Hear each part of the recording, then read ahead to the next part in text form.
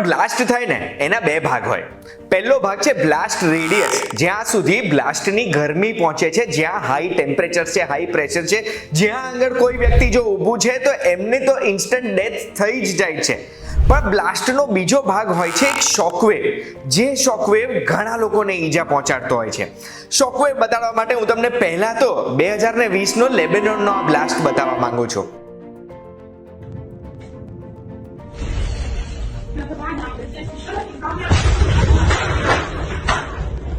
આ બ્લાસ્ટની સાથે સાથે એક શોકવેવ આપણને અલગ અલગ એંગલથી દેખાઈ રહ્યો છે બહાર નીકળતા.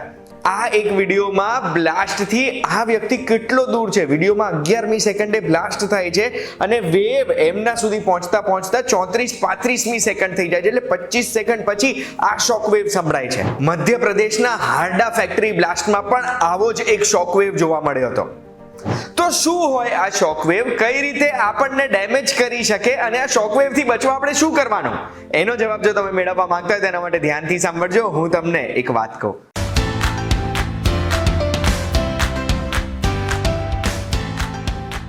એક વાત કહું, આપનું સ્વાગત છે. મારું નામ છે ગુંજ ઠક્કર અને એ તો તમને ખબર જ હશે કે આપણું વાતાવરણમાં ખાલી જગ્યા નથી. ભલે આપણને દેખાતું નથી પણ આપણા બંનેની વચ્ચે અત્યારે હવા છે. આ હવા એક ફ્લુઇડની જેમ જ કામ કરતી હોય છે. જેમ કોઈ પણ બોટ જો પાણીની ઉપર ચાલે છે તો એ વેવ્સ પ્રોડ્યુસ કરે છે, એ જ રીતે જો હવામાંથી હાઈ સ્પીડમાં કોઈ પણ વસ્તુ પાસ થાય તો એ પ્રેશર વેવ્સ ક્રિએટ કરે. એક ગનમાંથી નીકળેલી બુલેટ હોય, એક ફાસ્ટ સ્પીડમાં નીકળેલું ફાઇટર પ્લેન હોય કે એક બ્લાસ્ટ હોય, આની હાઈ સ્પીડના લીધે પ્રેશર વેવ્સ ક્રિએટ થતા હોય. બ્લાસ્ટમાં શું થાય, એકદમ જ બ્લાસ્ટ થયો એટલે રેપિડલી બહુ જ સ્પીડમાં ગેસીસ એક્સપાન્ડ થાય છે અને એ પણ હાઈ ટેમ્પરેચરમાં. આવે આ જે ગેસીસ એક્સપાન્ડ થયા તો એ જે એક્સપાન્શન થયું છે ગેસીસનું, ત્યાં જે હવા હતી એ હવા ક્યાં જશે, એ હવા પ્રેશર મારશે એની બાજુની હવાને અને એટલે જ એક પ્રેશર વેવ, એક શોકવેવ તૈયાર થતો હોય. સાયન્સ એવું કહે છે કે એક શોકવેવ બ્લાસ્ટ થાય ત્યાંથી આઉટસાઇડ જ ટ્રાવેલ કરે અને સાયન્સની આપણે અગર રેગ્યુલરલી ન્યૂઝ જોતા હોઈએ તો કોઈ પણ બ્લાસ્ટની વિડીયોમાં આવા શોકવેવ્સ આપણને દેખાતા જ હોય છે, જે બ્લાસ્ટમાંથી બહારની તરફ જતા હોય છે. આ જે શોકવેવ છે ને એ હાઈ પ્રેશરનો એક એવો એરિયા છે જે એરિયા જ્યાંથી બી પાસ થશે ત્યાંથી બધું ડિસ્ટ્રોય કરી દેશે. એવી કોઈ વસ્તુ છે જે ફ્લેક્સિબલ નથી, જેમ કે કાચ, તો એ કાચને તો બધે તોડી જ દે છે ને. આપણે જોઈએ છીએ કે બ્લાસ્ટ ક્યાંક દૂર થયો હોય એના લીધે કાચમાં ક્રેક પડી જાય છે કે કાચ તૂટી જતા હોય છે. કાચ તો છોડો, બ્લાસ્ટની નજીક બિલ્ડિંગ્સ હોય, બિલ્ડિંગ્સ પણ ડિસ્ટ્રોય થઈ જાય છે શોકવેવના લીધે. પછી આપણી ઉપર એટલે માણસોની ઉપર આ શોકવેવની શું અસર થાય, એના માટે ન્યૂ ઇંગ્લેન્ડ જર્નલ ઓફ મેડિસિનમાં મને એક રિસર્ચ મળી. એ રિસર્ચમાં ચોખ્ખું કહે છે કે બ્લાસ્ટ જ્યારે થાય છે, એનો શોકવેવ જ્યારે આપણી તરફ આવે છે તો આપણી ચામડી તો ઇલાસ્ટિક છે, ચામડી નાની મોટી થઈ શકે એટલે પ્રેશરનો બહુ અસર ચામડી પર નથી થતો, પણ એવા અંગો ઉપર થાય છે જે અંગની અંદર હવા ભરેલી છે કે પછી ફ્લુઇડ ભરેલા છે. આજે શોકવેવના લીધે ઈજા થતી હોય છે ને એ એટલે જ થાય છે કે એક નાનકડા સમયમાં હાઈ પ્રેશર અને લો પ્રેશર બધું આપણા શરીરમાંથી પાસ થઈ જાય છે અને એના લીધે બેરોટ્રોમા થાય છે. બેરોટ્રોમા એટલે પ્રેશરમાં સડન ચેન્જ થઈ જાય ને એના લીધે જે ઈજા પહોંચે એને બેરોટ્રોમા કહેવાતું હોય છે.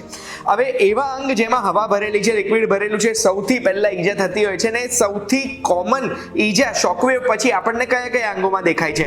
સૌથી પહેલું ડેમેજ ટિમ્પેનિક મેમ્બ્રેનમાં દેખાય છે, એટલે આપણા ઇયર ડ્રમ્સમાં, આપણા કાનના જે પડદા કહેવાય ને, કારણ કે કાનના પડદાની પાછળ હવા હોય છે, જે પડદો વાઇબ્રેટ થાય અને હવાના વાઇબ્રેશનથી આપણને કોઈ વસ્તુ સંભળાતી હોય છે. એના પછીનું ડેમેજ થતું હોય છે પલ્મનરી ડેમેજ, એટલે આપણા ફેફસામાં ડેમેજ થાય, કારણ કે ફેફસામાં હવા ભરેલી છે. હવે એ પ્રેશરના લીધે હવા નાની મોટી થાય એટલે ફેફસો સ્ટ્રેચ થઈ જવાનું છે અને એમાં આપણને રપ્ચર એટલે કે ટેર જોવા મળી શકે. અને ત્રીજું ડેમેજ આપણા શરીરના બધા હોલો વિસેરા એટલે પેટ અને આંતરડામાં જોવા મળે છે. ત્યાં પણ હવા ભરેલી છે એટલે જ્યારે સડન પ્રેશર આવે તો એ રપ્ચર થઈ શકે છે. તો હવે સવાલ એ થાય છે કે કોઈ પણ જગ્યાએ આપણે આગ લાગેલી જોઈએ, બ્લાસ્ટ થવાનો હોય કે બ્લાસ્ટ આપણે જોઈએ છે ને દેખાય છે શોકવેવ આપણી બાજુ આવે છે, તો આપણે કઈ રીતે બચવાનું? બહુ જ સિમ્પલ છે, કોઈ વસ્તુની પાછળ છુપાઈ જાઓ. કોઈ વસ્તુની પાછળ છુપાશો એટલે શોકવેવ છે ને એ વસ્તુ એટલો એબ્ઝોર્બ કરશે ને આપણા સુધી પહોંચતા એટલો તો એ શોકવેવ વીક થઈ જશે. પણ એટલું ધ્યાન રાખવાનું છે કે એવી કોઈ વસ્તુની પાછળ નથી છુપાવવાનું જેમાં આગળ કાચ છે, કારણ કે શોકવેવના લીધે કાચ તૂટ્યા તો એ કાચના શ્રેપનેલ આપણને વાગી શકે, ઈજા પહોંચાડી શકે. અને આવો બ્લાસ્ટ આપણે જોઈએ ને તો સૌથી પહેલા સૌથી ઇમ્પોર્ટન્ટ શું કરવાનું છે કે આપણે જમીન ઉપર ફ્લેટ સૂઈ જવાનું છે, જેનાથી એ બ્લાસ્ટને ઓછો સરફેસ મળશે આપણી સાથે ઇન્ટરેક્ટ કરવા માટે, અને આપણે આપણું માથું કવર કરી દેવાનું. હવે આપણે બ્લાસ્ટ થતા જોયો છે પણ એનો અવાજ આપણા સુધી નથી પહોંચ્યો, એટલે શોકવેવ આપણા સુધી નથી પહોંચ્યો. અને હંમેશા આપણે જો અગર દૂર ડિસ્ટન્સ ઉપર છે તો 30 સેકન્ડ લાગી શકે છે આ શોકવેવને આપણા સુધી પહોંચતા, જેવું આપણે પહેલા વિડીયોમાં પહેલા જોયું જ. અને એટલે જ હંમેશા વેઇટ કરવાનું કે શોકવેવનો અવાજ આવીને જતો રહે. અને આ શોકવેવનો અવાજ ઘણી વખત 2 વખત આવતો હોય છે, એટલે 2 વખત આપણને અવાજ સંભળે એના પછી જ આપણે ઉપર જોવાનું, એના સિવાય જોવાનું નહીં.